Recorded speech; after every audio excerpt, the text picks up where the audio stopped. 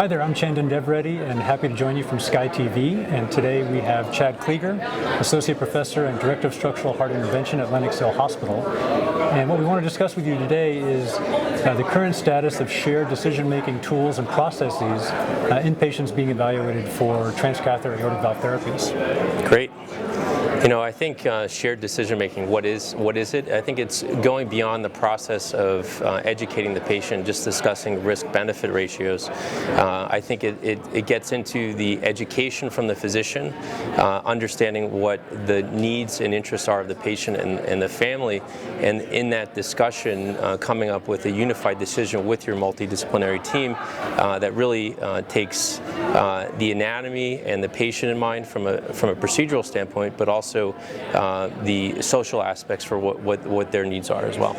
Yeah, I think as physicians, we sometimes, at least what the literature has shown, is overestimate what degree patients are relying on physicians to make decisions for them. And oftentimes we may not take into account the patient's voice and the family's desire to learn more about the disease process. And I think it's a win-win. I think if we can get patients that are more involved with the monitoring process afterwards and get more involved in ownership of their care, I think both we as providers and patients would all benefit. Yeah, well, I think with the new low-risk data, where now that we know that through a whole disease state that we can use certain technologies, it becomes even more advantageous for us to be able to sort of better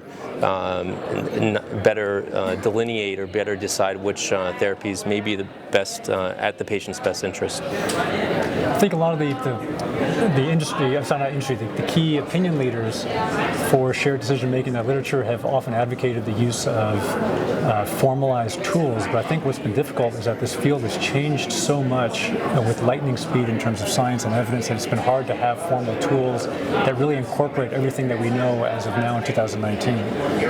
I think it's an ever-evolving practice. I know even in our personal, our group, really the team, and it becomes more of just the physician speaking with the patient and their family, becomes the whole entire care team.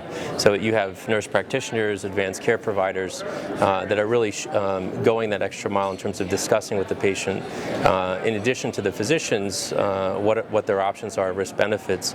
But you're right, the number of tools that are out there, they're multifaceted. I don't know if there's really one right way to really get into those discussions with the multidisciplinary team and with the patient.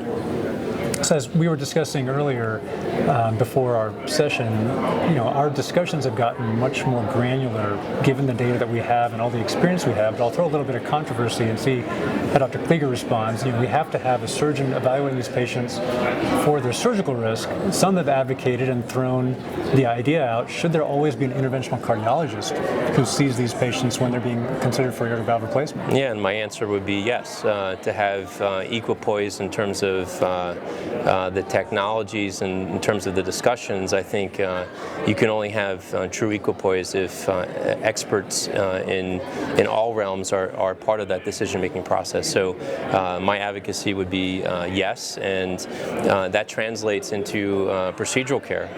If a case is being decided that TAVR is the right option and the surgeon has been part of that process, the surgeon most of the time is and should be involved in the care of that patient.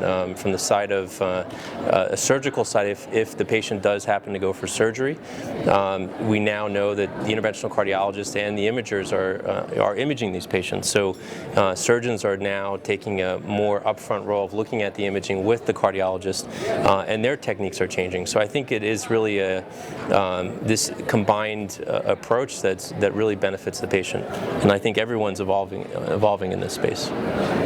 So I think increasingly we're going to have to take into account patients' wishes, and the only way we'll really know that is through true education. I think there's been certain cases where we've had patients where we may have felt that TAVR or surgical valve replacement was more in line with what was best for them, but they have taken into account what they know, their wishes and beliefs, and have potentially gone against what a physician team may desire. But I think as long as everyone's educated and advise patients as best we can, the best we can do is to help our patients make the best decisions.